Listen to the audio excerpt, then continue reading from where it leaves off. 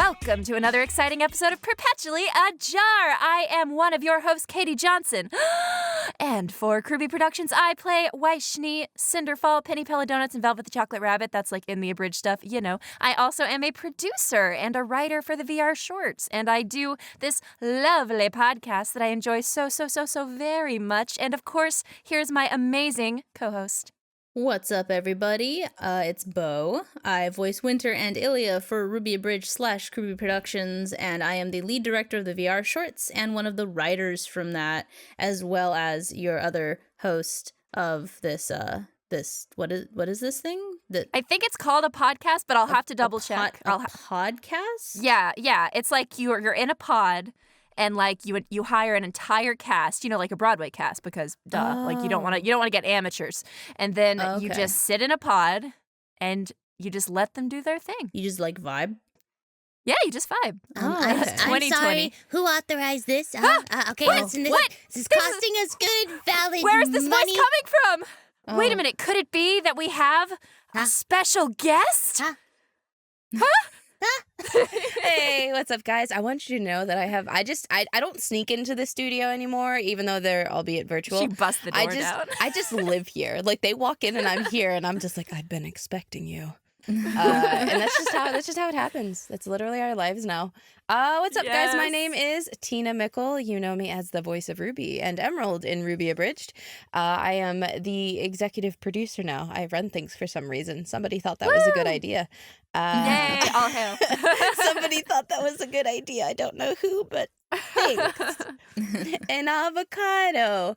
Thanks. Avocado. Oh, that was so cute. Yeah, we're here to cause terror and mayhem today. It's great. I'm super excited. Yay. Yeah. So I'm just going to ask, like, what have you guys been up to? You know, have you, like, played any video games or recorded any other podcasts recently? Just jumping right into things. I bought a piano. Oh, wow, that's awesome. I've been definitely, when I'm not online, because I stream a lot just like Beau, and I have been just spending a lot of my downtime offline playing music. I also bought a ukulele, so I've been either playing the ukulele, playing my guitars, or playing piano and just having a time. Last song I was learning was Sent to Chihiro from Spirited Away, because it's one of my favorite movies and it's just such a beautiful piano piece. I'm actually sitting right next to my piano. I moved it into my recording space, and it has a blanket covering it right now.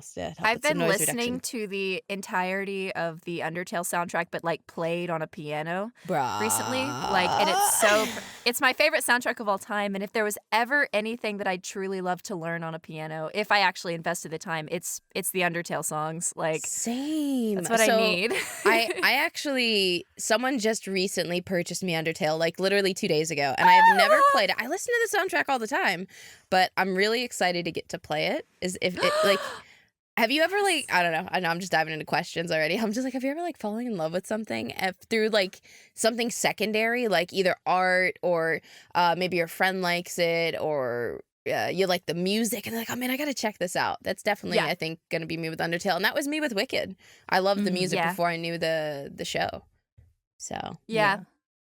I think that there definitely can be an element of community and shared love when it comes to some gateways into shows, because I definitely know that there are certain shows, probably most shows that I've gotten into one way or another were influenced by, I had a friend that I trust their opinion about like what's good and stuff, that they either recommended it or they were excited about it, and their excitement made me excited. And so I wanted to like either be a part of that excitement or experience my own version of that excitement.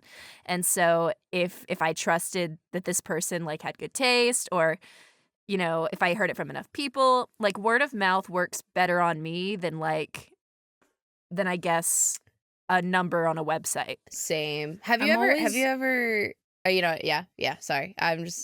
That's like literally me with everything. I'm always really hesitant to follow with like word of mouth, because every time, and I'm not even kidding, every time someone's ever been like, oh, hey, have you heard of blah, blah, blah? You should check it out. And I go, okay, cool. I'm going to look at it. Like, as soon as I'm done and all caught up, everyone's over it and it's not cool anymore. So I'm just like, It really depends, because for me, it depends on, one, who the person is, and two, what I think I want to get out of it. Like, for example, with Critical Role, like, I think you and my friend Jane are the two people that the way you talked about it, it made me so excited. And so I went on my own little journey to get into it. And I haven't really, like, talked to you guys, like, about it a lot, per se, because Jane isn't even caught up. So that would just be too hard to do. Katy's just like, I'm down the rabbit hole. I'm all cut up. Get on my level, hose.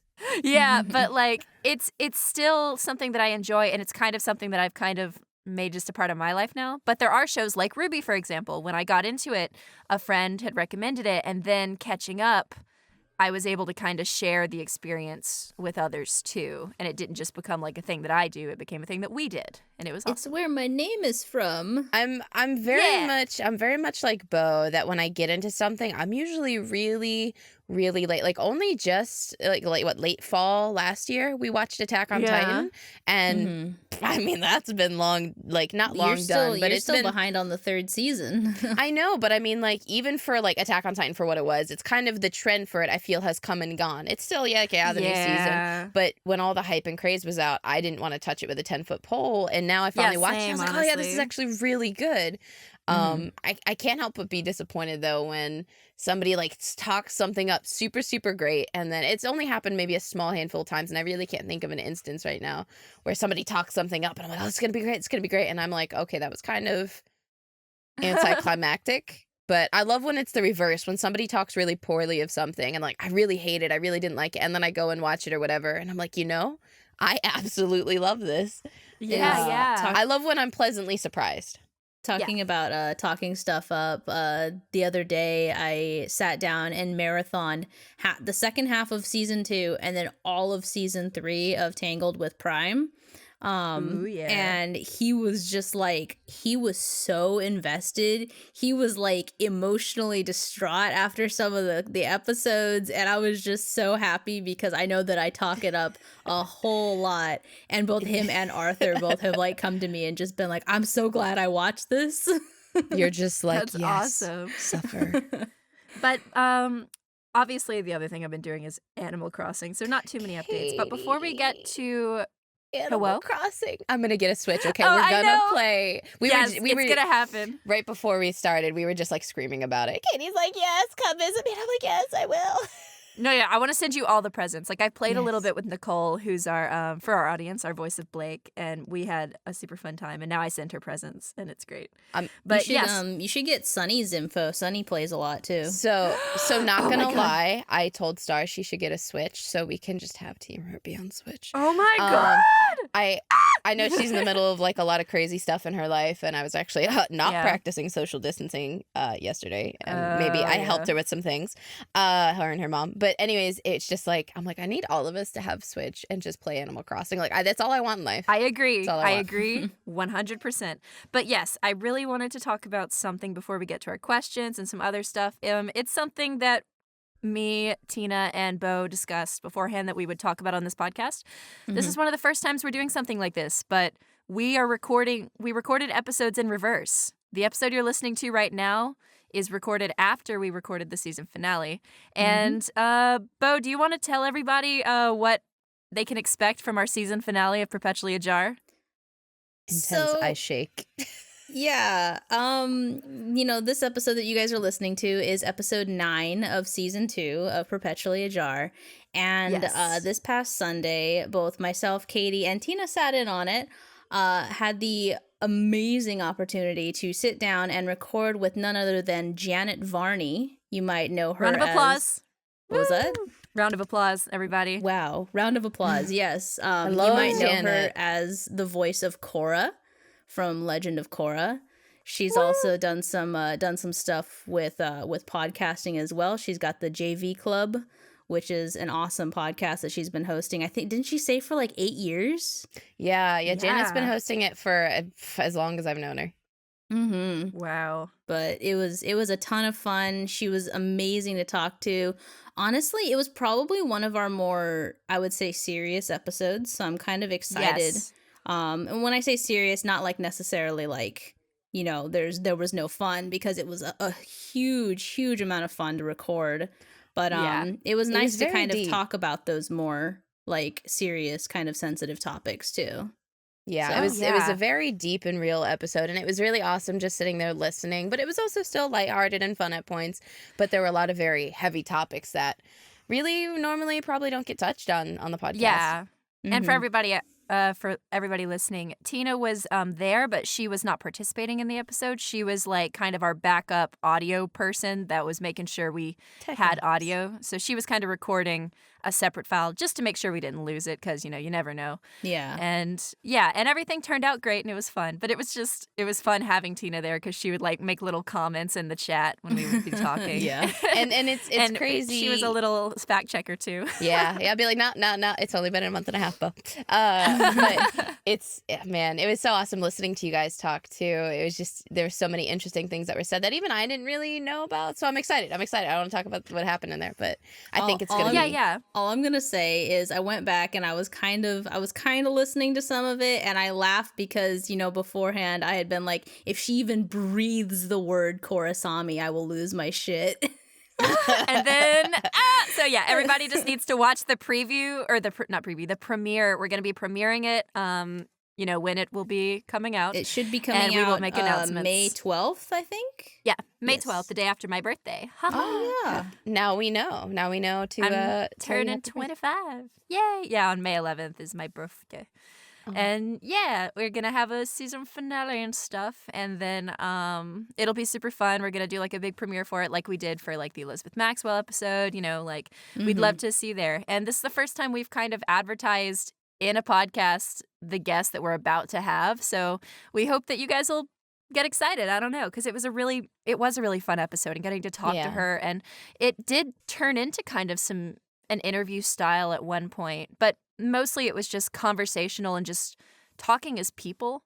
But we did get to the root of a lot of deep stuff. And the beginning portion of the podcast, we do talk a little bit about the virus, and then we talk a little bit about some, like, you know, issues with the recording industry right now, with how difficult it is, you know, trying to record from home, and Janet's experience with that and tech stuff. And so if you're interested in like learning about that stuff, it's a good episode for that. And then we get real. Then we get into some real shit. And it's one of my favorites. Also, I really love that episode. Like, even so, with it as being as serious it was, I can't tell you how many times I was sitting there recording and I just busted out laughing because you guys would say something, Janet would say something, and it would just be so funny. And I feel like it's going to be a really awesome episode, and you guys should tune in. Janet's an amazing person. Katy and Beau hit it out of the park. They're always so great to hear how they interact. Hey, shut up. This is me talking about you.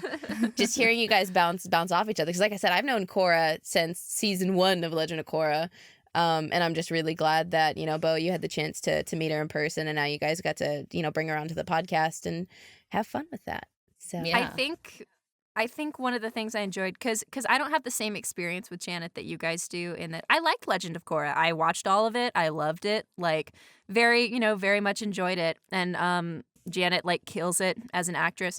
But I think talking to her and having, like, someone on the podcast that is just so easy to talk to, and someone that just kind of gets some of that real shit and like will be willing to just be relaxed and not take themselves too seriously and open up, and clearly seeing like how much we agree and how much we just kind of see the world a little bit the same in a sense. Like, even talking to her about like one of our favorite musicals, that's one of the things I just love about podcasting, is you get to just hear stories and talk to people that otherwise there might not be situations to really talk to in a certain way, like because people are busy. And it just really reinvigorated my love for podcasting, and that's why I hope that with season 3 that we bring you guys even more special guests and more awesome interactions. And we have some really good plans that we are still going to have some meetings about, because after this episode, after the season finale, the Janet episode, we're going to be taking a tiny hiatus just to, you know, get things together for season 3 of Perpetually Ajar. So, on those episodes, please be sure to or on this episode and on the season finale, please comment stuff that maybe you'd like to see. Or, you know, we, of course, love your comments, like and questions, of course, but we really love to hear from you guys, the people that are enjoying this podcast, because we love recording it and we hope that you like listening to it. And we want to bring you even more of what you love and maybe even more after that. Yeah. After this season. And 2 things I wanted to add. If you guys don't, like, I'm going to plug the crap out of Janet. Please, please, please, please, please go watch, or excuse me, listen to Janet's podcast, the JV Club podcast. It's phenomenal. It's a great listen. It's you'll definitely, I feel like, learn to find out a lot about yourself and look at things in your past and how they've maybe defined you to move forward. It's a really great podcast. I definitely suggest you listen to it. But okay, without spoiling anything from the episode, I absolutely died because I felt like it was such a Janet moment, but it was such a Cora moment. It was like, to you, Beau, Janet was like, yeah, okay, I get that. But I mean, I don't agree with you. Yes. Oh, yeah. There was one question where Janet was just like not feeling Beau's answer, but it was like funny because she was so polite and respectful. Because she's like, oh, yeah, I totally get it. Like, it was all very nice and almost like, okay, I agree with you kind of demeanor. And then she's like, yeah, but I totally don't agree. It was definitely. And I think the tone is such to me, like, that's like exactly how I remember kind of like Cora. And it's kind of those moments where I was like, I felt that. I think I even make the reference where it reminded me very much of Samuel Jackson in the Avengers, where he's like, yeah, I heard the council's decision, but given it's a stupid ass decision, I've elected to ignore it. Yeah. I believe he says, but given it's a dumbass decition, I have elected to ignore it. He says stupid ass. Stupid ass? I thought he said dumbass. Oh, okay. No. Well, either way. Oh, damn. It was really funny, and it was just awesome. That moment, like, that's where I busted out laughing so hard, and Danielle's like, are you okay? I'm like, no, I'm not. This is so funny. It was such a good moment. It was magical to sit there and listen to you guys do your magic, and I'm glad that you guys asked me to come back and hang out because I was just doing tech ops the other day. Yeah. So yeah, it's always fun to have more KRWBY peeps on, and hopefully we can do more of that in the future as well. Mm-hmm. But all right, without further ado, why don't we get to some Weiss Breakers? No. Okay. Oh, okay. Well, that's it. Thanks, everybody. Thanks for listening. Just start playing. Like just start playing the outro music. It's done. It's over. We're done. It's over. Okay. Well, too bad. I'm taking us to our first Weiss Breaker. You could not do anything about it. So for those listening at home, if this is your first time listening, Weiss Breakers are just like some fun would you rather questions. And we want to see if we can all three agree on all 3 questions. Usually there's at least one odd man out. It's usually Beau. But we will see if we... at me next time. Oh, yeah. I'm adding you right now. Like, follow Beau on Twitter. Beau at KRWBY. Wow. Beau from KRWBY. Wow. But yes, okay. First Weiss Breaker. Let's see if we can get a good connection here. Would you rather be able to jump 30 feet and softly come back down with no harm, or lift an additional 30 pounds past what you could normally lift with no effort? See, lift an additional 30 pounds past what I could normally lift? That means I could lift 30 pounds. I know my answer. I definitely would rather be able to jump 30 feet. Ooh. And that's just because, like, I'm so used to, like, my old job, like, just to be real, I worked at Goodwill for a time in my life, and I used to work the electronics department, and all I would do is lift and throw TVs all day long, and I'm not talking, like, flat screen TVs. I'm talking, like, old boob tubes, like 42-inch boob tubes that weighed a ridiculous amount of weight, and I would constantly have to lift and throw them, so lifting isn't necessarily a problem. It's like, do you even lift? I'm like, yeah, I guess. I don't so much anymore, so I can't lift as much, but that to me is like, I've never had a struggle if I needed to do it. I just did it. And worst case scenario, I'd be like uncomfortable for however long I'm doing that. But if I could jump and land 30 feet, like, I'm like thinking, man, I could do some like hardcore parkour. Like, who needs stairs? I can just yeet myself down and be like, I'm Mary Poppins, y'all, at least for 30 feet. Yeah, you could do a lot of like fun cosplay stuff with that too. I feel like that would just be more useful to me in the long run. Like, being able to lift 30 more pounds, I can go train and be able to do that if that was really concerned. I can't defy gravity no matter how much. That will always be a limitation, except for this. So that's true. I think my answer's the same. I want to be able to jump. It's the softly come back down part that makes me feel at ease. Yeah, no more fall damage.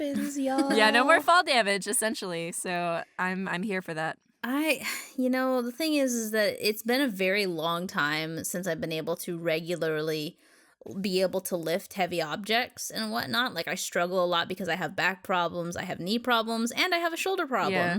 So I think I would like to be able to feel like I'm functioning like a normal human being. So I'm going to have to go with the lifting 30 pounds.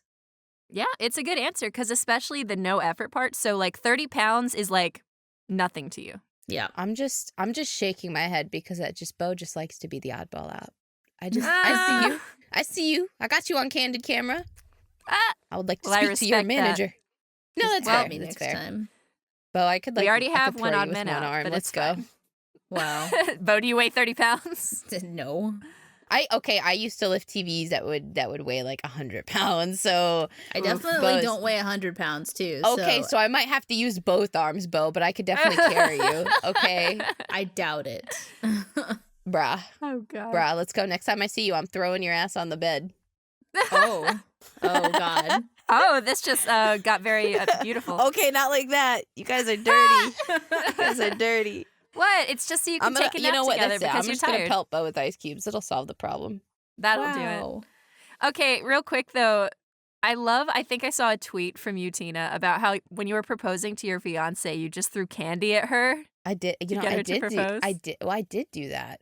I'm like, I think I was like, hey. I think that's how Tina shows that she loves. I just throw things at people. That's how I love them. It's like when I throw bricks at you, I must love you a whole lot.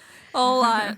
Man, talking about really quick tsundere. about just my fiance. We had, before we ever were living in the same household, we had this joke where I said, you know, I'm going to get a brick. I'm going to name it George. I'm going to paint it and I'm going to hit you with it. I don't know why I'd always say I'd hit I said, I'm going to hit you with a brick. That was just my thing.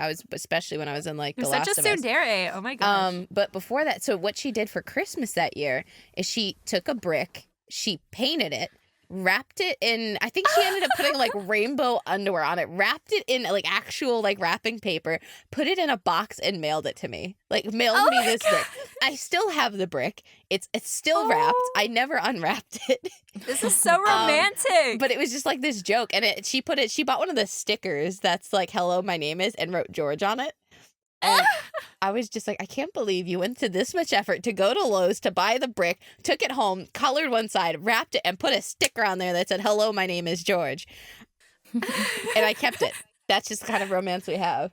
That's so beautiful. It's stories like those that just make me feel like love is real. All right, let's go to our next Weiss Breaker. Totally not dark and ominous. I'm going to take a picture and send it to you later. Oh my God, please though, please. We're going to post that on the Twitter for any God. Perpetually Ajar listeners when this episode comes out. Let's do that. All right, second Weiss Breaker. Would you rather increase one of your already existing abilities by double or gain a new skill and boost all of your already existing abilities by 5%? The 2% change, or the 5% change would only be slightly noticeable, but still noticeable. That's supposed to be a 5. So essentially, you can either take a skill you already have and double it, or you can get a new skill, and every other skill just gets kind of the tiniest bump up, just the tiniest. See, what level would the new skill be at, though? It would be at the same like level as one of your like, I guess, medium. So basically, it's essentially, would you rather be really good at one thing or like at everything else? So yeah, I mean, it's not limiting your ability to get better at other things. It actually gives you a tiny boost to each of the other stuff if you want to see if you want to get better at any of those. Like, it's not putting a limiter on you. I think it'd be fun to have that boost to everything. However, I'm obviously trying to take a very direct path to like the career I want to take. So to me, I'm always going to do things as hobbies, and I don't have to be good at them. I play piano, I play guitar, I sing, I draw, I animate, I make 3D models. Like, I do all that stuff. There's so much, and I love it all, but I'm trying to be an animator as a career, but I also really like 3D modeling. So I'd probably pick the one, and it'd be tied between either picking animation or 3D modeling. Actually, you know what? I'm going to go with animation because I feel like I'm competent enough in 3D modeling to exist. So I'm going to go animation because there's a lot I still need to learn, and I'd love to be really good at animation because then I could make the assets I need, animate them, and just have a good time. Yeah, that's fair. What about you, Beau? I would increase my ability in voice acting by double. I would get better at voice acting. Think about that. Fuck. Okay, sorry. Can't take mine. It's mine. Fuck off. I know. That's okay. That's okay. I got animation. I guess I'm going to be the odd one out because I would actually take the increasing by 5% every other ability and gain a new skill because, yes, I have a focused path of, I do want to be a voice performer, but I also enjoy writing. I enjoy singing. There's other elements of that craft and just the entertainment world that I still want to participate in. And I am going to keep increasing those skills anyway. And I think getting that boost would not only help me in like my hobbies and stuff, because I like to enjoy other activities with other people too. And if I could just be a little better at all those other activities, that would just increase my overall happiness. And for my main career, just getting a little boost up towards the work I'm already going to be putting in would be really cool. But then it also helps with these other things that I'm exploring about myself. Because yes, I feel like I want to be a performer first and foremost, but writing is something that I also really love dabbling with and I want to keep pursuing as well. And so yeah, I'd also like to take that new skill. I'd like to maybe learn an instrument or maybe it'll make me more proficient at learning other languages. Like that's something that, yeah, that's my answer. So my question for you is then, what would be that skill specifically? If you had to pick that skill right now that you'd gain that proficiency in, what would it be? Wait, what do you mean proficiency? Because it gives all of my abilities. No, it says the new skill. What would your new skill be? So you get like that small boost, but what's the new skill that you would want to acquire? Oh, I'd want the new skill to either be ice skating. No, I'm actually pretty okay at ice skating. Wow. Okay. Well, I want it to be either a new language. So I guess, but I guess that's not a new skill. That's just a new language. Language is a skill. If you have like no being experience with that language previously, then yeah, it would be. Yeah, so it's between learning a new language and learning an instrument. And I think piano would be the closest instrument of like, it's not going to like hurt my fingers like a guitar would. And I love the beautiful sound of it. So I'm between there, but I guess with the career that I'm wanting, I think learning another language. So probably either Spanish or Japanese. So I guess I'll go Japanese. Okay, so awesome. Piggybacking on that concept, because I know it's just a hypothetical question, like, oh, if you could do this and do whatever. So what stops you from learning that language now? Because, I mean, there's so much time. There's so many resources. Oh, this is a question that I've very much answered for myself many a times. So in life, we can do anything. I believe that with the amount of time that we have, like, the only thing stopping you from learning something is your commitment to it. But we cannot do everything. Sometimes you have to make sacrifices in other areas of your life with time in order to focus on other things. And in my past, I was the type of person that wouldn't say no very often to new opportunities, but I would end up overwhelming myself with too many things to do, too many things to learn, and that was not productive. It wasn't serving me. And so I've learned to kind of focus more on the things that I actively want to give my time and my life to. And are there other skills that, yes, they would be cool to have? Sure. But I'm not going to sit here and say that, man, I wish I could do this thing without putting any work into it. Because I know if I put the work into it, I know objectively I would be able to get good at it because I believe in myself. But am I willing to put the time in and take away from the time I'm giving to other parts of my life right now? I am not. And so that is the reason I'm not learning a language right now. Because I have other things that I am giving my time to. Would it be cool? Sure. But we can do anything, but not everything. It's about selectively choosing what you give your time and energy to. So I'm one of those people, and Beau, I know you talked to me enough to know and can attest to this, that I can't just sit and do nothing. Like, it's very rare that I'll just have a quote lazy day where I do nothing, even if I'm not working, air quotes, whether if I'm working on 3D models or working on animations, working on Unity. If I'm taking a break from internet or social things as a whole, I might be playing piano or playing guitar, playing ukulele, and just finding things to keep myself busy. There's never a dull moment for me. So I like learning languages. I'm not good at them, but I definitely try to learn things. So I know bits and pieces of like French. I was learning Swedish for a couple months, and then my kick right now is sign language. Because there's some people that I met in VR who are deaf. So I've been definitely like learning a lot of things and how to sign. Like, oh, I'm new to sign language. I'm learning like the alphabet, some phrases. How are you? I'm good, bad, whatever. Tired. I need to sleep. I've definitely been learning like a lot of bits and pieces. but it's something that I've actually, as compared to the other languages or other things, I can viably use it, because in VR, it doesn't matter what I'm saying. They can't read lips because the Visemes aren't that kind of articulation.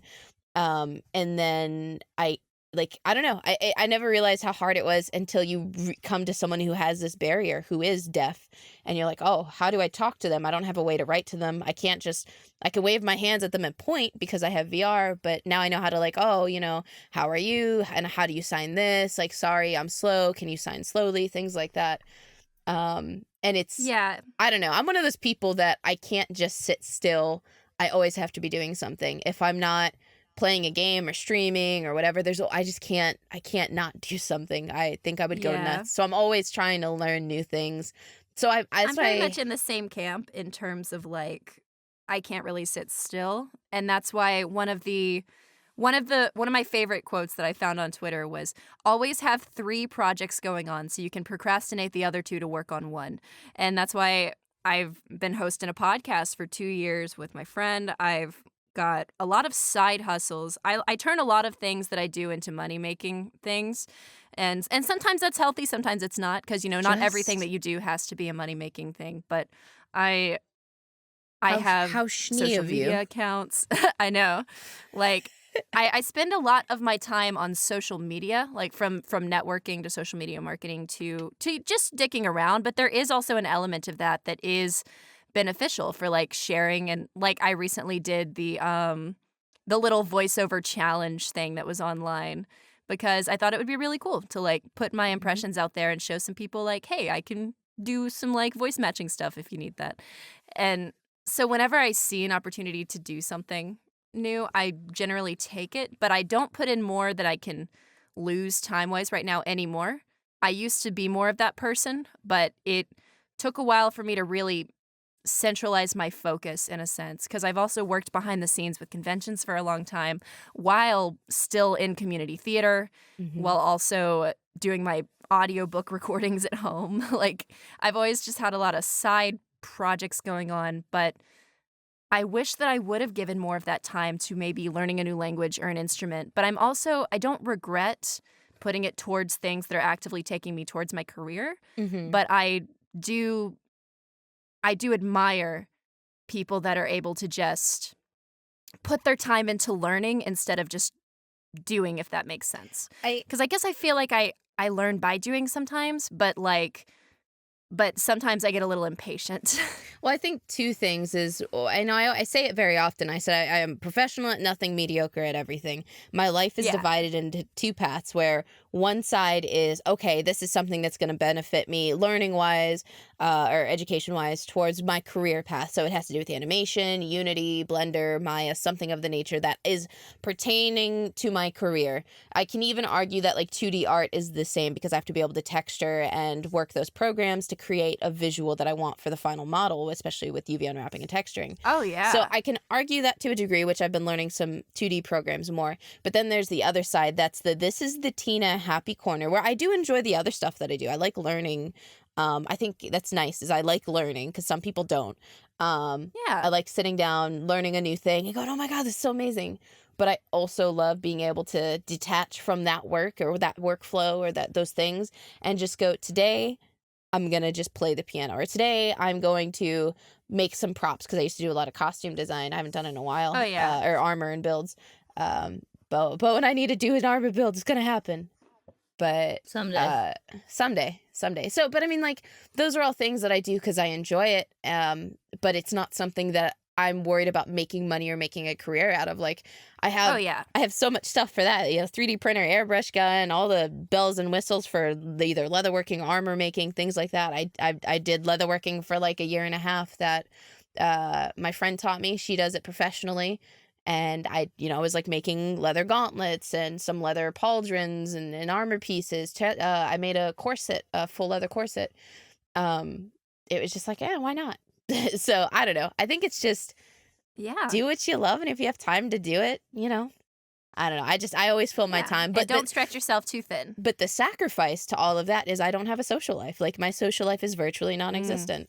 So yeah, that's the I try to catch-22. combine I try to combine my like things that I do just for fun with my social time. So for example, if there's anime, I love watching anime. Like I am in full swing of just watching anime, rewatching anime, and I like to watch with friends that I want to spend time with. And so I can kind of knock out a 2-for-1. Like I get to enjoy this story that no, I'm not getting anything from watching it. I mean, sure you could argue, well, because you're watching the dub, maybe you're just studying dubs or whatever. And like there could be something to that there, but I just genuinely enjoy anime and seeing and catching up with the latest, and getting to share that experience with another person is one of my favorite feelings. So I get kind of a 2-for-1 there. And then Animal Crossing lately has gotten me a lot closer to friends that we haven't like talked before, but you know, we've hung out, and now we're just like in Discord calls every other night, like visiting each other's islands, bringing each other's gifts, and like Aw. and like I don't stream it or anything because it's like this moment that I get to share with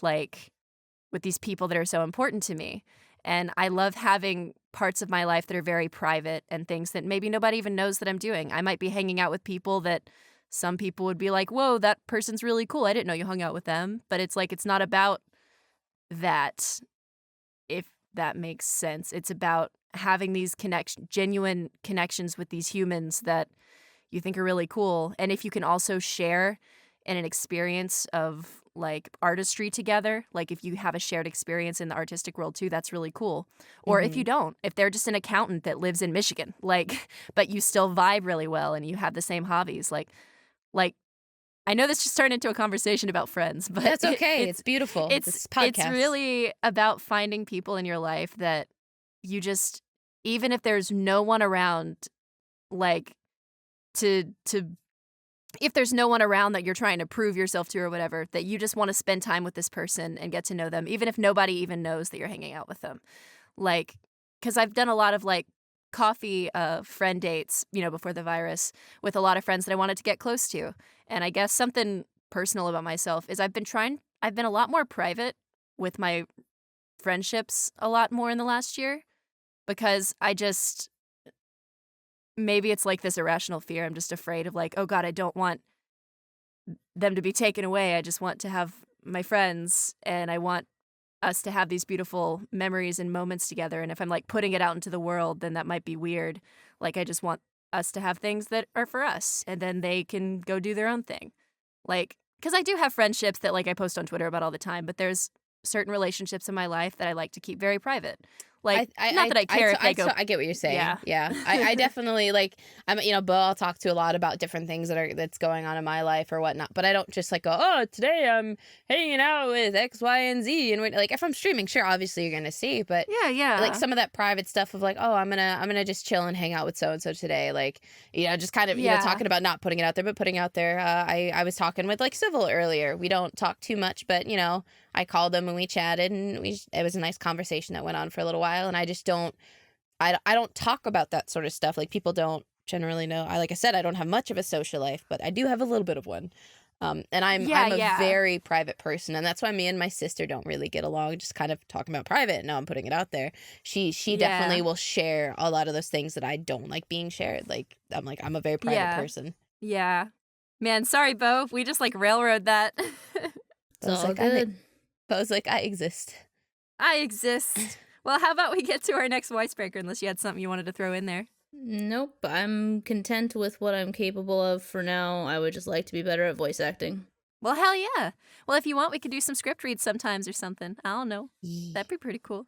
Yeah. Well, all right. Let's get to our third Weiss Breaker. Would you rather be able to look at one person and be able to tell how long they will be in your life, or not risk it and just stay the same, no additional powers? So in other words, you can just stay the same person that you are, like nothing changes, you don't get any additional powers or responsibilities, you're just you. Or a genie just came along and said, hey, if you want to, you can look at one person and you'll know exactly how long they're going to be in your life. See, I'm such a cynic that I don't want to be a cynic, but I've been hurt a lot. And I wouldn't want to, like, I don't know, be like, do I get emotionally vested in this person, or is it going to be a waste of my time? Or am I picking the right path? Is this going to be the long term, or am I just kind of holding out for the wrong reasons? If they're like, oh, they're going to be in your life for like 2 more weeks, I'm like, well, shit. Is it because they told me they're going to be in my life for 2 more weeks, so I'm going to question it and then cut them off? Or Yeah, just exactly. to be like, all right, I don't want to hurt, because I know that's what I would do. I would be like, I don't want to face that hurt. I'd rather face it now and be done with it than have to face whatever train wreck might be the cause of it in the future. So I think I'm going to want to stay the same. I'd rather not know. I'm one of those people, if I don't see it and I don't know about it, I'd just rather not know about it, because it hurts. Same. That would hurt a lot. 100% same. I don't want to know. I would rather know how long they're going to be in my life, because I honestly wouldn't want to waste my time. Like, genuinely. You only get to use it on one person. Do you want to tell us who the person would be? Or you don't have to say a name, but is there like someone that comes to mind? Yes. I'd be real. I would guess Beau, because I'm worried. I never want to lose Beau. Beau's my best friend. I've had not the best track record with best friends in my life, but Beau has been a rock in it for a very long time, and I'd be sad. So I wouldn't want to know if it was gonna end. I'd rather be like, oh, it ends because like I die. Yeah. And even then, like, it just keeps going. Like, what if you find that you like, oh, how long is it gonna last? And the genie's like, forever. And you're like, oh, okay, cool, all right, good to know. We're riding this one through to the end. I guess I'm just gonna okay, we vibing. This is cool. Oh, we vibing. All right. Yes, they're it's not someone that I'm at liberty to say, but of course. Yes, there is someone that comes to mind. Ooh, well, all right. Then, yeah, we were pretty much all on a different page for all of these. It's okay.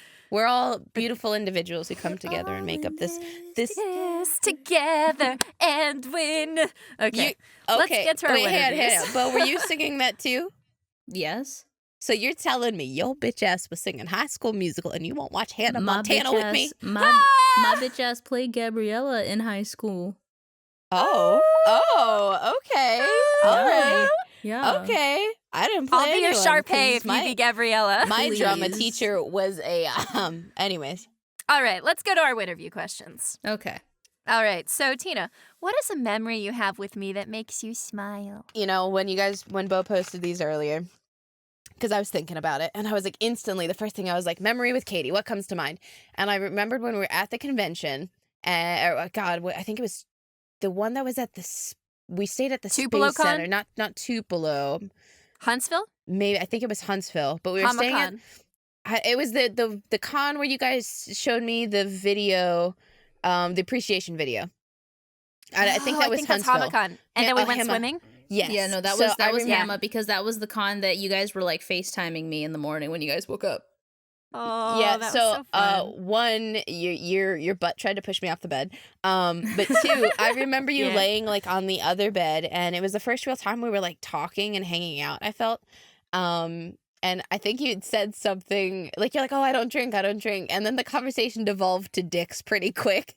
But that's just all I remember, and it was just like this wholesome moment where you're like, yeah, blah blah blah, and it was just like this really sweet and innocent, like, and you're like, but dick, and I was like, oh. Okay. All right. No white rose. That's not happening. Got it. No, it was. I'm just kidding. But it was just funny because it was like this just really fun memory of us just like hanging out, having a good time, and it was the first time it was all four of us together. You know, me, you, Nicole, and Star, and it was just this really kind of magical moment that. But I don't know why that one in particular as it comes to mind. Wait, I think I remember because Star specifically asked me a question about sex. I don't know how we got there. I don't for the life of me know how. I don't know how. Yeah, she just it almost felt out of the blue, but maybe not, because we were like making jokes, and then Star was like, so Katy, what's it like to be penetrated? And I was like, what? I think we were picking on you because you were like the only like straight person in the room at the time. Oh yeah, that's true. And we're like, I do enjoy look the at G's. this hetero. And I think look you at this said fucking something hetero. Like and it was really funny. And Beau specifically for you, because there was just so many memories. The thing that I felt was most magical was when we went and saw Wicked. Leading up to Wicked was like one of the highlights of my life. I remember just us skipping around like little just happy gremlins at where we were waiting for our bus to go down and see Wicked because of what had happened. Like, I don't know why. That's just like one of the highlights. And specifically, I remember when we sat there, I got chills, and it was like the intro music was playing. It was maybe a few minutes before the show started, and I looked over at you, and I looked back over at the stage, and I was just like ready to cry. I was just like, it was such a magical moment. because that's something I'd wanted to do. I wanted to see Wicked my whole life, and I never had the opportunity to go see it. And here we had the chance to be, second from front row right there experiencing this magic. And I was just like, this is just, I couldn't ask for a better day of spending it with my best friend watching Wicked for their birthday. Like, boom, it was your birthday present, but I felt like it was my birthday, okay? Shout out to Alfie, who was the one that primarily funded that whole thing. So yeah. That's so wholesome. Oh, yeah, man, it was great, too. I mean, even that trip was great because I wasn't going to go out to California. And Beau came and stayed with me, left, was really down. And I was like, fuck it, Danielle, I'm going to go buy a ticket to California. And I think I told you like a week out. I was like, I am coming. Mm-hmm. Mm-hmm. I'm going to be there. That's so cute. And we went to Disney. We went and saw Wicked. We did a lot of cool stuff. And it was just truly nice. a memorable experience. Yeah, but definitely. Specifically sitting there waiting for the show to start. And I was like a little kid at Christmas, and I was so excited and happy. And you're like, all right, calm down, Tina, calm down. Hell all right, no, Beau. I was not like, calm down, Tina, calm down. I was up there with you. I know. I was singing at one point, and you're like, Tina, because I was like, so me. All right, Beau, your turn. Talk about your sappy moments. So I'm going to kind of cheat a little bit because my moment with you, Katy, kind of incorporates Tina, but my moment with Tina specifically is a different moment. My favorite moment that I remember that I think back fondly on a lot actually was when the three of us were sitting in the gym at Dragon Con at the hotel, and we were all sitting there talking at like 1-2 o'clock in the morning. And we were just like, because we had done like the stream earlier in the evening in the room, and it had kind of turned into like an impromptu Perpetually Ajar episode essentially. And then after we finished streaming, we went down because Tina was doing laundry, I think, and it was down where the laundry room was, and we all just kind of sat and chilled in the gym on those on the steps. That were in the gym, and we were all just kind of sitting there talking for like God knows how long, and I think back on that a lot because I don't get to talk to you face to face much, Katy, and so like those times that we've had the opportunity to sit down and just kind of chat in person have been very special. But that's the one that I think back on just because there was that we weren't streaming, we weren't recording, we were all just kind of sitting there talking, and I felt like that was the first time that we really kind of had that opportunity to do that. My memory with Tina actually is when we were in the car going to Hollywood and One Short Day started right as we came over the hill to see the Hollywood sign. And that was pretty perfect. It was this moment where it was just like, holy shit, that just happened. I'm kind of sad that the Dragon Con memory didn't stand out more to me, but I think that got overshadowed because I had like the worst food poisoning of my life that weekend. And that's all I remember from Dragon Con. Like, yeah, a lot of cool stuff happened, but the beginning is like, oh my God, I was like, I swear I was dying. I remember like looking at the clock at 5 a.m. and I was like, bleh. Yeah. But those are my memories. What about you, Katy? For Beau, it wasn't a face-to-face memory, but when we were not when we first started writing for the VR short because we had some other people there, but there was a moment where it was me and you, and we were like going back and forth about script ideas, and we were actually fleshing it out and typing, and it was just me and you in the call, and it was just such a fun memory because I really felt like we were on the same page and we were like vibing and working together. And it's one of my favorite memories, and like it makes me look forward to doing more scripts with you because it was that energy that I kind of look for in a writer's room, and I really love that feeling, and I'm glad that it got to be with you, I guess. Aw, thank you. Yeah, and then Tina, one of my favorite memories with you is when we were at I think it was Homicon or the Tupelo Con, and you had your rig stuff or all of your computer VR stuff there. The VR, and you had the Weiss picture, and you were moving the mouth, and I was going like this. I was like, Ruby, I can't believe you've done this. Ruby, what the fuck, Ruby. And I'm trapped in the computer. I can't tell you how many times I've watched that video because it's it's on my computer, and it was the it's first on my time. Instagram. I want you to know you just ooze like I'm cool vibes, and I'm always like, my man, God. I just want to be like a tenth as cool as her, and I feel like I'll Wow. I'll be like set for life. Like I'm not kidding. Like you're just style and profile and cool, and I'm like, dang. Wow. Dang, and you're talented. So Wow. I'm just like, Jesus, she's so talented. She's so pretty. She just hits it. Like, why? How do I? She just wakes up and she looks gorgeous. I remember telling Beau after when we met for the first time, I was like, she rolls out of bed looking perfect. Who gave her the right? Wow. I remember you that. guys making jokes like that too. And I definitely meant it. I meant every word of it, and I still do. And I'm like, it should be illegal for somebody to wake up and just be this. Like, you could roll out of bed, look great, and me, if I try to roll out of bed, it's like, Tina, just go back, go back in, roll out, try roll out again. Let's see if that comes out a little better this time. I feel so uwu. But you warm are. now. You're super great. You're super nice. You're so talented. Like you're super personable. It's just kind of like, dang, you 10 out of 10 across the board would recommend. Wow. But I remember I was like, she's so cool, and I'm like, I'm playing Ruby now. I still talking about like, you know, the Weiss model. I remember from that same con being in VR chat and seeing the Weiss model, and you were playing Katy, and you were running around the pug, and you were just like, what the fuck? Who the fuck are all you people? And it was so funny. That was also funny. And that was before I was God, Winter. yeah. I was just the head admin at that point. That You was were just way before I vibing. was Winter. And I remember that was the weekend night because James played as well. And after that, they're like, yes. James was like, yes, this needs to, yes. It was like at the moment, it's like, I understand now. It's like one of those things you don't know till you know. And then when you know, you're like, fuck. Oh, yeah. That was great. Oh, man. Well, all right, Beau. Let's get to our next question. All right. So to both of you, what's the first thing you typically do when you're bored? When I'm bored, I will either 3D model, play VR chat, or play music. It's a combination of, or on a rare occasion, and if I feel like not being productive in the slightest, I'll just like literally lay on the couch and just snuggle Toothless or the dogs and just like tell them how much I love them. Like that's just one of the, I'm like, I love you, you're perfect. I've been doing that a lot. I've been definitely taking time to just stop and appreciate the little things. Me and my dad had a huge talk, and it was, you don't always have to be doing something. You don't always have to be giving 150%. Sometimes you can just stop to smell the roses. And so it was like this great conversation of, oh, okay, yeah, I need to stop and just enjoy the sunshine and like enjoy the flowers or just enjoy petting my dog.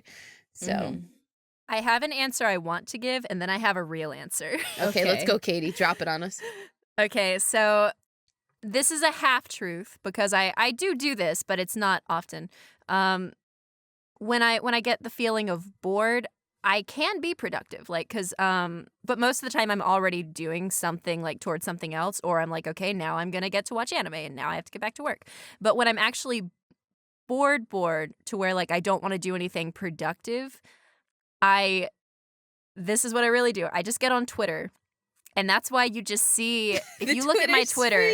Anytime, I am always tweeting, always retweeting art, retweeting things that I love, retweeting like, or just making memes, like, or talking about how everyone is an anime degenerate and anime was a mistake. Being like, horny on main. Horny on main. Like, I love Twitter, and I have a problem because when I get bored or when I'm taking a break from doing something, like, okay, I get a 5-minute break. Ooh, Twitter. Like, that's pretty much 2 hours later. So yeah, if you want consistent content, my Twitter is always there. I'm always consistently. I love your Twitter. That is really though. That is kind of a similar vein to what I do because my board app is Tumblr. Like I just go in and I'm just I scroll through my dash and I will just I'll blink and it'll be like 2 hours later and I'll have been on just this reblog spree and nothing will be, and I know that I don't believe that they've checked out any of the content, but there was someone that I had followed on Tumblr who makes amazing gift sets from Tangled, and I had gotten really bored at like 3 o'clock in the morning because my sleep schedule was fucked. It's always fucked. Yeah. So like I was up and I was really bored because everyone was asleep, and I thought that I was scrolling through just like the Kasunzel tag, but I was actually on this person's blog, so everything I was liking and reblogging was from their like thing. So their whole I've done that before on Twitter. You look like the creeper who just rated their whole profile, and all they do is they get on in the morning, and it's like 150 things from just you. They messaged me, and they were just like lost in the Tangled sauce, huh? I do that on Twitter sometimes. Like I'll go to someone's profile and forget. Yeah, I was just like, oh, I'm gonna take that as divine intervention to stop. I've definitely done that to people before, and I've had that done to me. Like specifically on Instagram. I used to use Instagram a lot, and then I kind of fell off the face of the earth. Specifically with like costume work, I used it a lot. But occasionally, like I'll open it and I'll look, and it's like there's like 50 likes. Like somebody had went through and liked like 50 different posts, and it's just like, okay, I see what you like here. You just came here, and it's like follow, like. But I guess when I'm not, like if I'm in the car or if I'm just really procrastinating, it's not that I'm bored, but I'm procrastinating, I'll do that. Like specifically, you'll know when I hit the procrastination mark, because there's like 50 messages on Twitter from me, or like I'll do what Katy does. You can tell because it's like tweet after tweet after tweet after tweet, and then I die for like 4 days, and then I'm back and I do it. I just did it. I think last night. Bullshit. I think I was like, man. The only time I'm not tweeting is if I'm recording or like a podcast or an audition, or if I'm like getting some work done or watching anime. But sometimes even when I'm watching anime, I'm still on Twitter. She even tweets when she sleeps. I do. Do you really? Do. When I should be sleeping. No, I don't. Oh, okay. Actually, I've definitely tweeted in my sleep before. I've never tweeted or like posted on social media in my sleep, but like I've definitely responded to like RPs in my sleep. Okay, and so like I'll like wake up the next day and I'll go to reply because I'll see that there was another reply, and I'm just like, oh fuck, it went in a completely different direction than I had wanted to because you were asleep. So question about social media, kind of mini tangent. Have you ever, like, do you remember the first thing you ever like tweeted, for example? You can go back and find it. I remember when I set up my Twitter, I remember the first people I followed. And I think my first tweet was just like retweeting them. Like, I actually can't go back all the way to the beginning now, I think. It's like, if I recall, but I might be wrong. But I remember I made a Twitter, and I just really wanted to talk about this. And my dad's like, oh, Twitter's so dumb. Like, who tweets? What is this, birds? Whatever. Anyways. Yeah. So my dad's like, I'm going to get a Twitter and just say that I just went poop. And I was like, okay, Dad. And so I made a Twitter right then while we were sitting there talking. And I was like, I just went poop, and I like tweeted it. And my dad was like, what is wrong with you? And I said everything. Oh my God. I remember that was like my first tweet. I want to say that my first Twitter was actually a Mass Effect roleplay Twitter. Oh wow. Which was N7 Celine Shepherd. And I want to say my first tweet was something about wanting a Blue Asari girlfriend. Oh my God. You know, I feel bad for anyone who goes back and looks at like my early days of Twitter, because I was angsty AF. Like it was a problem. No. I was just angsty AF. I was one of those, oh, woe is me. My girlfriend's ignoring me. Oh, before I was with Danielle, my previous ex. And I would just be like, oh, life. Why is everything so cruel? I was really melodramatic. That makes me think of the Chibi episode with Blake, where it's like, why am I always moping? I have nothing to... It's like, what's my problem? I don't know. Yeah. How am I the team leader? I'm only 12. Yeah, all I know is that my first Twitter was a different username because I changed it to the KaniDay one. So I guess I couldn't go back to find those actual original tweets. But I know that I followed Little KRWBY and Tight Kubo, the creator of Bleach and creator of Yu-Gi-Oh! Abridged, because I had heard on the Yu-Gi-Oh! Abridged forum that if you went and followed Little KRWBY, that he would like do funny updates on Twitter. And I was like, I want to see that. So that's, I think, why I started Twitter.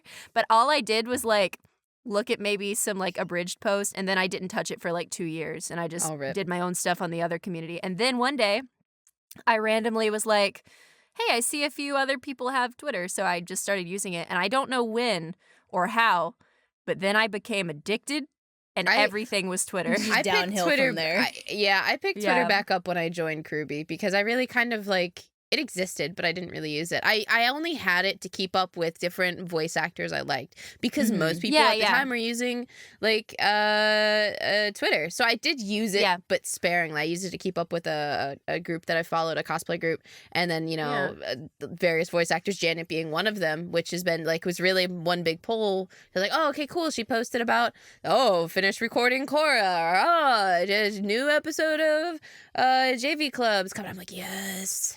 I was like, you look back at my Twitter, it's just literally retweeting all of those. I do know that the second account that I was really active on for a very long time was my my Weiss roleplay account that I did, and the very first tweet I put on there, because I used to roleplay Weiss on Facebook, and then Ruby had been like, "Yo, you should make a Twitter because there's a lot more people on Twitter," and I was like, "Okay, cool," and so I made the account, and I couldn't figure out what I wanted my first tweet to be. And then for whatever reason, I tweeted, "Winter would never do this to me," and then I pinned it. And that was just my pinned tweet, like, constantly. Oh my god. So your board answer was you just go on Tumblr? Yes.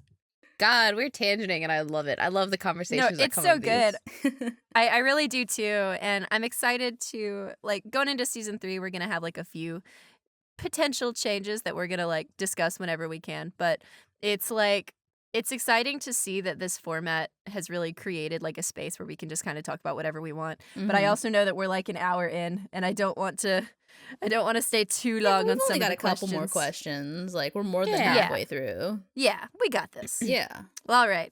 I will go to our next question.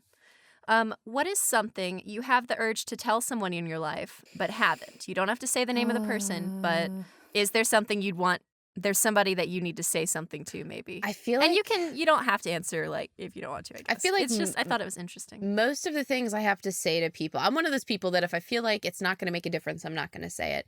And I've realized that keeping those issues and resentments in, or whatever might be going on, isn't necessarily the solution to my problem. However, just because I feel a certain way doesn't mean I should tell someone, because I may not like the way someone walks, but that doesn't mean I can tell them how they need to walk. That's just my personal opinion. Yeah. So, exactly. Like, just being really real, I guess, about things. And it wasn't that I feel like I needed to say it, because my dad knew about it. It's something that I've been very vocal about, and it took me a long time to be vocal about it. I'm a daddy's girl.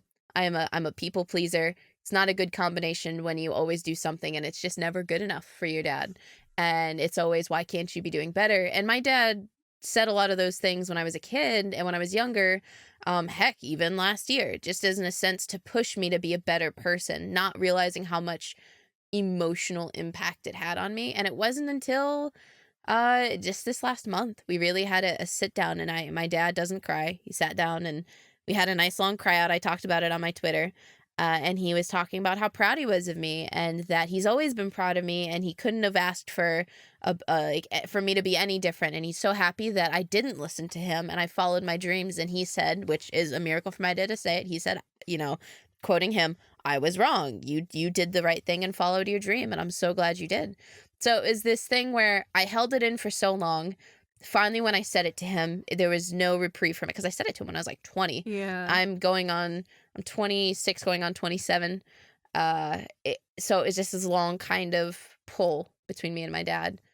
So I kind of have learned to not, specifically I'd say in the last couple of years, not necessarily sit on something. If I feel that it's worth saying, I should find a constructive way to say it to someone if I'm really that concerned about it, or it's something that can maybe be beneficial in the long run. If it's just my opinion, I don't. But TLDR, I just try not to hold things in, and then if there's something that I am holding in, I try to find a healthy way to exhale that in some way in my life. Because like I said, just because, Katy, I don't like that you got some Animu profile picture, but I'm not going to tell you how to live your life.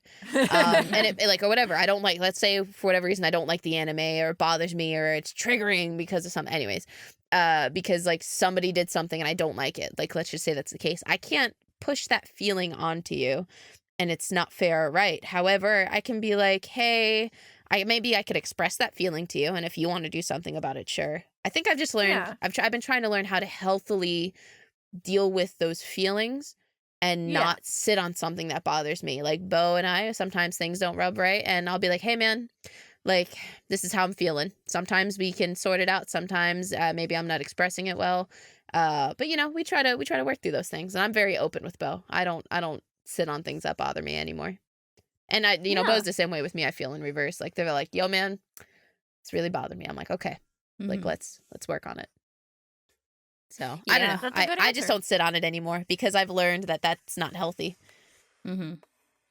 Yeah, I guess mine's like kind of short because I feel like I've become that person as well to the best of my abilities. You know, we can always grow and be better. But I had a situation recently where it happened like more than a year so ago where there was like a childhood friend that we just kind of grew apart. And also I just decided I really didn't want this childhood friend in my life anymore because they never there's a laundry list of reasons why I didn't feel like they were a good person to be in my life anymore. But the way that I cut them out of my life, I didn't feel like was the best. Like, I don't regret cutting them out of my life because I do think that there was a lot going on with their family and with them and then their boyfriend, and there was so much happening that they just were not a healthy person to have in my life, like mentally, and just there was a lot happening.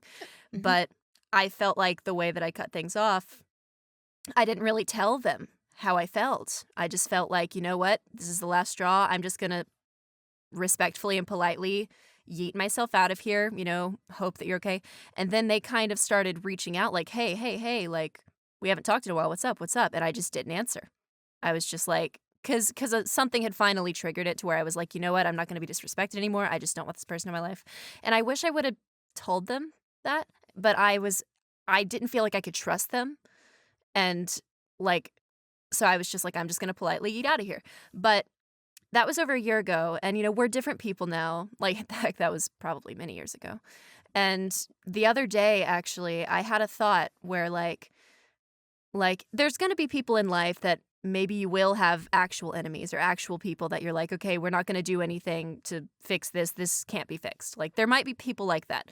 But this was a person that I felt like, you know, there is some baggage there, but I don't. But if there's a way that I can exist in the world without worrying about running into them, I think I want that option. And I want them to know that I'm sorry for the way that I left things. And so I reached out the other day and I just straight up apologized. Like, it probably felt out of nowhere. I was just like, hey, it's you, girl. I just wanted to say I'm sorry for the way that things ended a long time ago. And I just hope that this clears the air. I know you're probably hurting too. And I'm really sorry. And that wasn't okay. Regardless of the reasons I wanted you out of my life, whether they were valid or not, that doesn't matter. I don't feel like I treated you with respect. And I want to respect you now and move on from this. And I hope you're doing well and you don't have to respond. But just if this can give you any peace like it's given me, then I hope it does. You know, I probably said it more poetically, but and then within an hour they responded, like, after we haven't talked for like years, and they were like, hey, it's okay. Like, when we were kids, I wish I would have done a lot of things different, and I lost a lot of people because of some of the things that I was doing, and I hope you're well, and I hope your family are safe and well too. And it just, this wash of, I felt so new. Like, it felt so freeing. Like, that feeling of like guilt. Yeah. And yeah. I was going to say, did it feel like that maybe this person had like turned a new leaf? Like, maybe this could exist again. I'm not going to say that I can speculate because it's like a friend from like, you know, middle school. Like, we went to school together, like years. Like, it was like one of my gal pals, like long time ago. Nobody probably knows who she is because it was like so long ago. But we were very close. But honestly, it's too soon to say, and I couldn't truly, you know, say where life would take us. I wasn't concerned about whether or not we would become best friends again or whatever. I was concerned with, I want them to know that I'm sorry and that I did not. Even if what I did felt right at the time, that doesn't mean it was right. Like, sometimes in life, there are things that you don't regret that you did. You had to make a decision, but you can become a bigger person and maybe one day realize, you know, regardless of who was right or wrong, I don't want to carry this weight anymore. And I just want to tell them how I feel. And I want them to be okay. Because regardless of how things happened when we were younger, I feel like we're different people now. So who knows? They responded, and I haven't responded yet. Because I didn't think I'd get that far. I didn't think they'd respond. You're like, oh, okay. Yeah, I just want there to be clear air, and I want them to be safe and okay and living their best life. And just because we're not in each other's lives anymore, that doesn't mean you have to make an enemy. So it can just mean we're on different paths. And so, yeah, who knows where the future will lead, but it felt very good to just have that. And yeah, we'll see. I'm not going to put any stake in it, but who knows? Adding really quick onto that, and then I'm curious what maybe yours is, Beau, or if you want to talk about it. But as maybe I'm going to go back. There's this kid who used to bully me a lot when I was a kid. I mentioned before, bullied a lot. One of the guys who used to bully me when I was like 21, maybe, had added me on Facebook, because I had gone through like the stint and re-added some folks from my childhood that I was like, you know what, I'm kind of curious how they're doing, and whatnot. So, like, I was the definition of the girl next door. Meanwhile, like, one of my good friends was like the head cheerleader, and we used to hang out a lot until I stopped being cool enough, and whatnot. But anyways, when that happened, I was bullied so much by these people, and one of them, I'm not going to say their name, but they had reached out to me on Facebook, and they were like, hey, I'm really sorry about school and whatnot. And it just struck me because this happened when I was like 8, 9. Yeah. Like, I was really young, but I was crying every day because these people were bullying me. It was like the same 4 people, and I remember them very, very clear. And I remember I was so surprised that this person had reached out to me, and I was like, you know what? Yeah. I said, you guys, what you guys did really, really made my childhood miserable, and I couldn't wait to be gone out of there. And, I'm glad that I was able to get through and get to the other side, but never really was kind of like, you know what? It's water under the bridge. It happened. We were kids. I never really kind of was like accepted that apology. So maybe I'll go back and talk to him. And I never really kind of thought about it until now. I don't know. I think it's important to acknowledge, too, that there can be people in your life that it's okay to not forgive. It's okay to not forget. It's okay to live your life and they live theirs and you have nothing to do with each other. That's also okay. But there can also be situations in your life where you can look at it differently. And my situation was particularly one where there was no bullying involved. We were friends. Yeah. But there were definitely not okay things happening in her life. And then I'm not going to get into specifics, but it just very much was a situation where it didn't feel like a healthy friendship. And I didn't want anything to do with it. And now I feel, being older, I feel like we're very different people now, and it doesn't super matter what it was like in our childhood. Yeah. But there are people in my life that I very much feel like if they reached out to me right now, I'd say fuck you. Like, no. Like, there are certain things that have been done that I am not willing to look over, and you're allowed to have that. Am I going around shit talking this person? Am I going around trying to hurt them? No. But they're not welcome in my life anymore. And it's okay to have those people too. I guess what I'm saying is, like, even just somebody may have done me wrong, but even so, he went out of his way to apologize to me for what he did. And that doesn't change what he did, of course. But yeah, I feel like I didn't even give him the courtesy that I would expect someone to give me. And that's, you know what? I know this isn't an easy thing to do. Like, obviously, this is something that was plaguing him. It plagued me as a kid, but, at that point in my life, I was long over it. But, just the kind of the common courtesy of, you know what? Thank you. You went out of your way to find me and to say this. It bothered you to find that closure, to feel like you're righting somewhat of a wrong.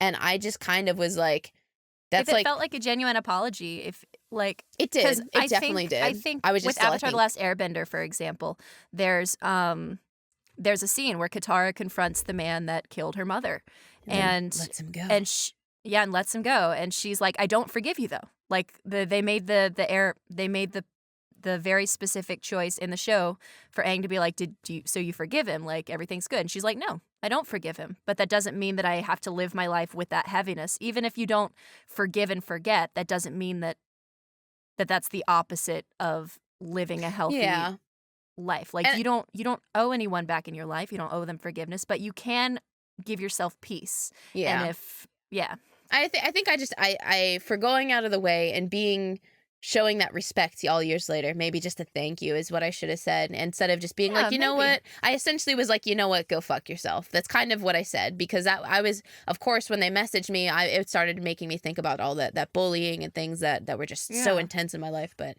yeah, I don't want to keep talking circles on it. But the TLD, I was like, maybe I should just go back and be like, you know what?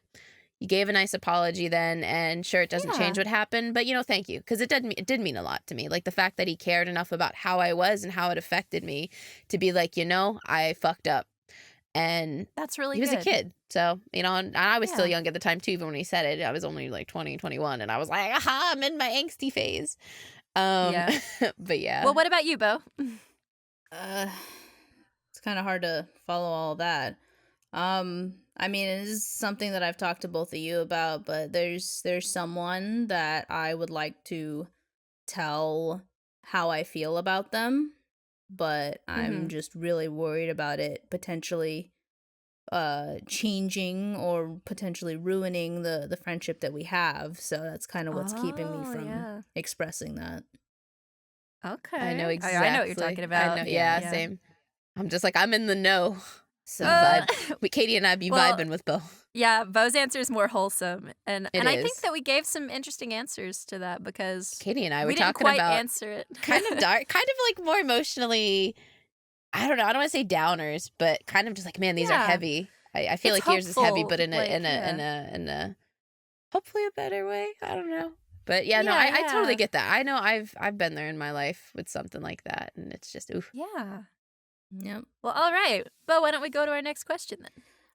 So this one was just something fun that I've just kind of wondered, because I was talking to my dad the other day, and he loves to talk about conspiracy theories, and he loves, like, one of his things is he absolutely believes in, like, flying saucer aliens. So I was wondering, what's a conspiracy theory that you believe in? I want you to answer first, Beau, because I want to hear your thoughts before I dive into sounding like a dum-dum. You're going to be educated. A conspiracy theory that I believe in. I feel like it's less a conspiracy theory and more just statistically speaking, it makes so much sense, but I kind of got to give it to my dad. Like, I think that there are aliens out there. I was going to say Area 51. It was Area 51, Freemasons, and the Illuminati. Those are my three answers. You believe in the Illuminati? Shh. No, I would say probably Freemasons the most.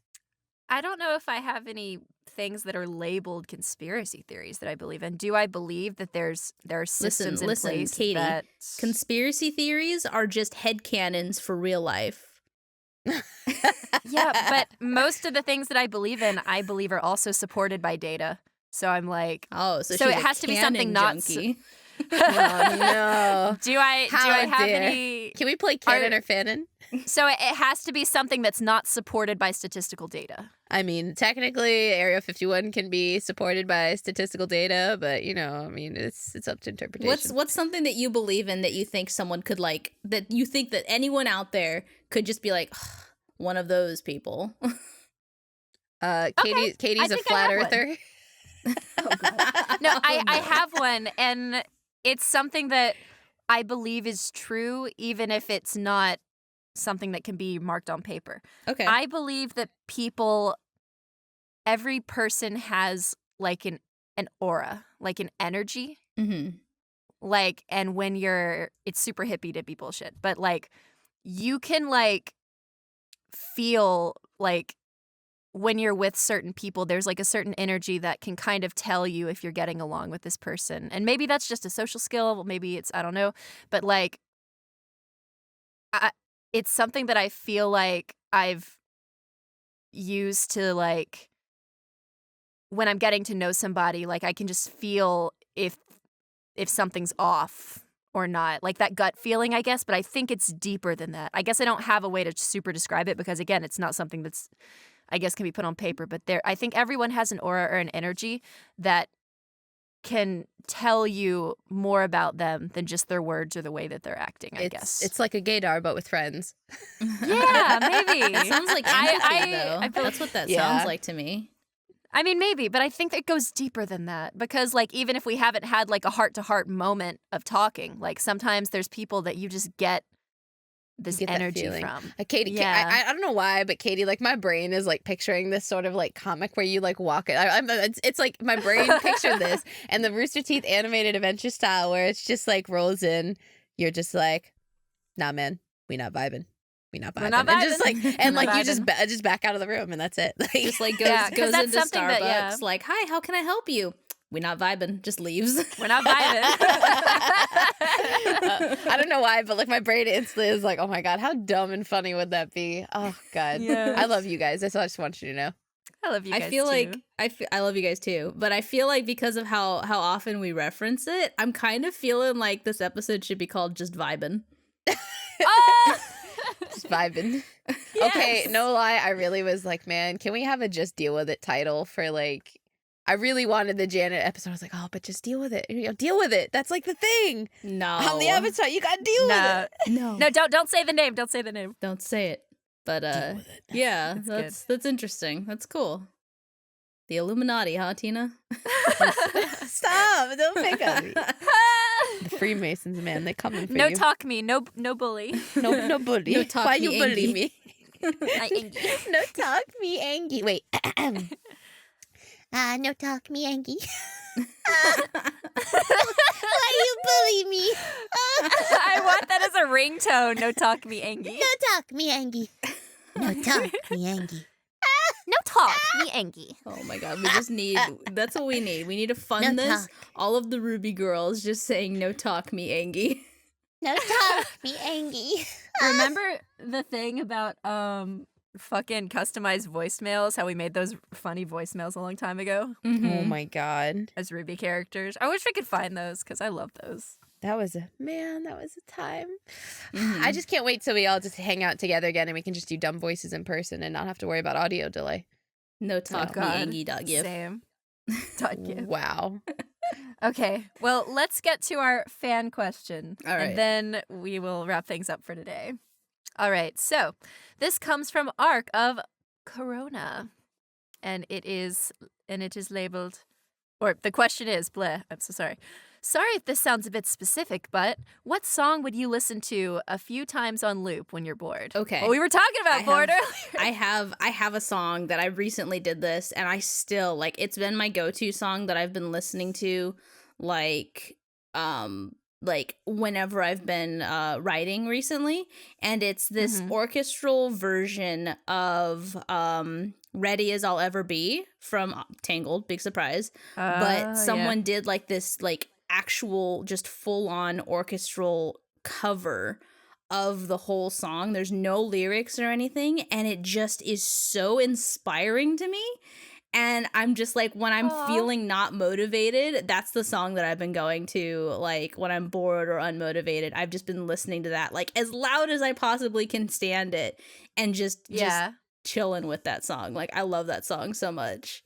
So tying with it, do you guys ever just like meditate where you'll just kind of sit there, you know, if you're in a moment, you're kind of whatever's going on in your life, and you just close your eyes and you put that song on and you're just like yeah, okay, like I found my center, I'm ready, or like maybe it invigorates you, like you said, like you're like, yeah, I gotta go do something. For me, when I'm just having a day, I listen to a lot of instrumentals, but I instantly, my brain snapped to Pink, because I listen to anything Pink. I love her. She's my favorite musician. Alicia Beth Moore is a godsend given to this earth, and I will sing that till the cows come home. Anything Tina from The is to Truth About Pink Love as tour. Katy is to Taylor Swift.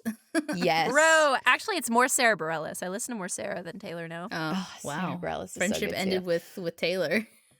No, But- we're still besties, but Sarah's just coming to my beach house.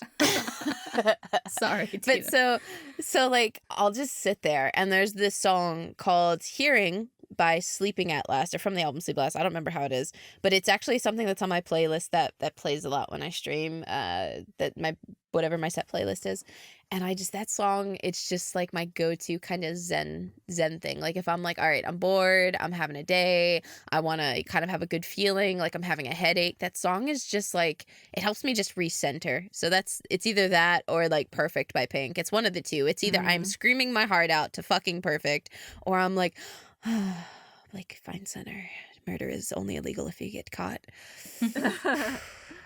Friendly sabotage. Mine is obviously the Undertale soundtrack, but specifically yo. I've been listening to like orchestral versions and like covers of They're people all just so playing on the great. piano. They're so Yeah, amazing. that's just been me for a long time. All It's right. my favorite soundtrack of all time.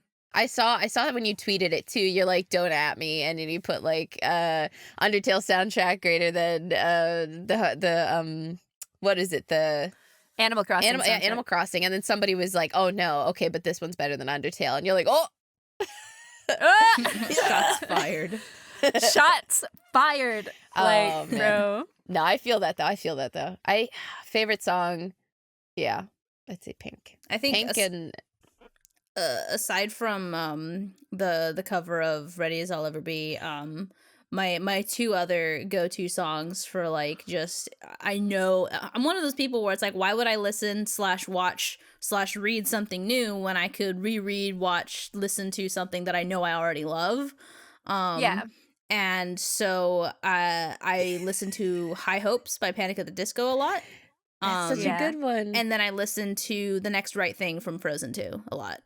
I listen to our Ooh. friendship song in my VR world when I'm really having a bad day. Aw. Like, this is my best friend's song. For those who don't know, our best friend song is a song called Bros by Wolf Alice. It's a really good Yes. Oh my song. god. I have it uploaded in one of my worlds I on have VR a chat. vain thing to say as well. Mm-hmm. So I did this cover of Childish Gambino's Freaks and Geeks, but as an anime girl a long time ago. And sometimes when I'm just in a mood, I listen to it. And so I listen to my own self rapping as an anime girl to give myself a confidence boost sometimes. I think, And that's I a think really whatever weird helps thing. you. I think that honestly, whatever helps you feel better about yourself, like if it's something that genuinely makes you feel better, I don't think it's vain. I like- think Yeah. anytime I listen to a recording of myself, I'm like instantly like just disgusted and kind of like, I "Ugh, think sound the like crap." difference. I think the difference is it would be vain if you were listening to it just for the sake of just being like, I'm gonna listen to it because I sound amazing. But kind of more so if you listen to it with the mindset of like, I'm listening to this because I'm proud of how well it came out. I think that's really the difference. It's kind of the context to it, if that makes sense. Yeah. Yeah. So like I never like anything I record except Volume 2, Chapter 1 of The Abridged is like one of my favorite things I've ever recorded. I'm like, can we just watch it again? I hardly say anything in that, but I just absolutely love the Oh fight. yeah. There's some early RWBY Abridged stuff that we did. Well, I don't think the overall quality is where it is now. Some of my voice acting when I was like, no capes. Like my voice was just on point for one of I those loved it. episodes, I even though love I it. had like 4 lines and I was like, man, this is so good, even though it doesn't compare to like our stuff now, I guess. But on the flip side, when it comes to like 3D models, I'll sit there and I'll pull up pictures and be like, man, I did this. I did this. Like, it's not like, oh yeah, I'm so great. Look at how good I am. I'm like, man. Sometimes I re-listen to like auditions that I did, or I listen to like a recording session that I did for a project that I was really happy with. It hasn't come out yet, so I am the big sad. But I listen to the recording session, and it makes me happy because I'm like, I did a good job. I did that with my job. Ilya audio after I got cast. Like, not gonna lie. Yeah. I was really I proud of honestly- my Ilya audio. There are some auditions I do like going back into listening. I know this is kind of tangenting off of music, but where I'm like, oh man, I actually didn't do bad. And there's, I don't know. Yeah. But they're like, don't ask me about my Ruby audition because that is the cringiest thing I've ever done in my life. But I'm still just- proud of my Emerald audition, regardless of whether I got it yeah. or not. Like I'm proud of that one. I don't know. I think I'm more proud of, like, personally, just the journey, like looking back and going, dang, I referencing my Yeah. old Ruby audition, where it was then, where it is now, and then having, people close to you or whatnot in your life, because I feel like, certain people are close to me are honest, they're going to keep it real, and then hearing some of those people where I really value their opinions and they tell me what they think honestly, candidly, and I'm like, and it's just more than I could have hoped for, and I'm like, oh God, no pressure. Huh. Tina, Yep. I have to be honest with you. I have to be completely honest with you. Your Ruby is really good. Whoa! Tina, I've got to be real with you. Your Ruby is really good. My life is a lie. I feel like This is the all- anxiety this is all just so peaked for a sudden. second. Hurry. Okay. Paper bag. Okay, we're fine. Fine. My voice only cracked a little. That means I'm fine. Oh my god. Well, all right, guys. I think that we've made a podcast. I think so too. I just, again, I can't express enough how much of a pleasure it is that, I love you guys. I love being here. You guys, this will be a fun podcast that you guys listen to, and thanks for listening. But the next podcast, though. The next Ooh, the next episode, please Next listen to time our season on finale. Perpetually Ajar. Da-da-da. Casually- And Tina, where can they find you, Tina? You can find me on Twitter at Tina Mickel. My Twitch is the same name, and that is TINAM as in Mary, ICKEL. I say that way too many times. And feel free to check me out on either of those two. I have links to my various social media on either of those. So if you find one, you find all of them. They're just all lump sum together. If you can't find me, you can find me through the KRWBY Discord.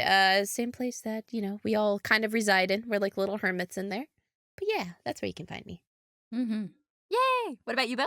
As always, you guys can find me on Twitter at Beau from KRWBY. That's BeauFromKRWBY.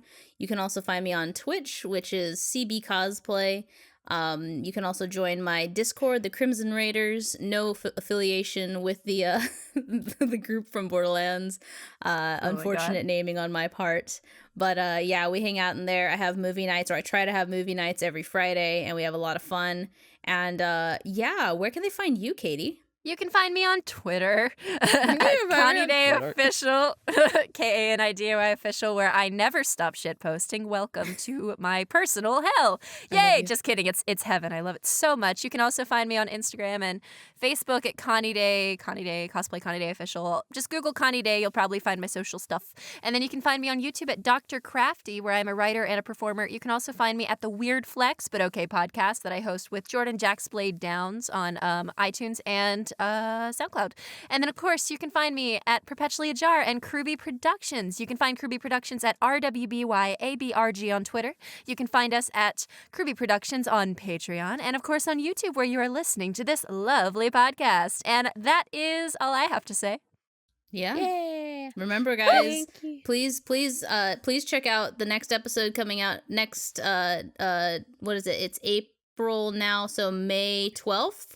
May 12th is going to be when our episode with Janet Varney premieres. But also, going kind of in the reverse order, please check out our last episode with guest Jordan from Weird Flex But Okay podcast, because it was a lot of fun having him on. And, definitely go check out his stuff as well if you haven't already. Remember to like, comment, and subscribe. And if you like this, make sure you follow for more updates on Perpetually Ajar. But yeah, I think I'm feeling just vibing for this title. Just I don't know about you guys. I like it. I'm just vibing here with Weiss.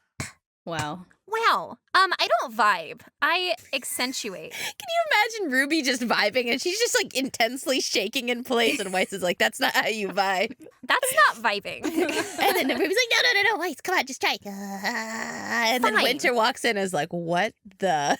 Winter just vibing. walks in, looks at them, and then just does a 180 and walks out.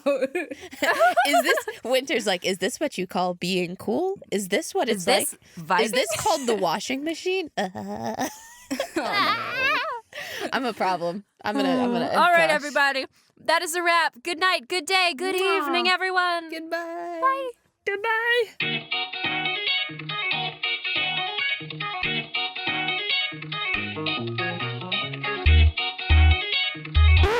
Katie's gay. I just want you all to know that.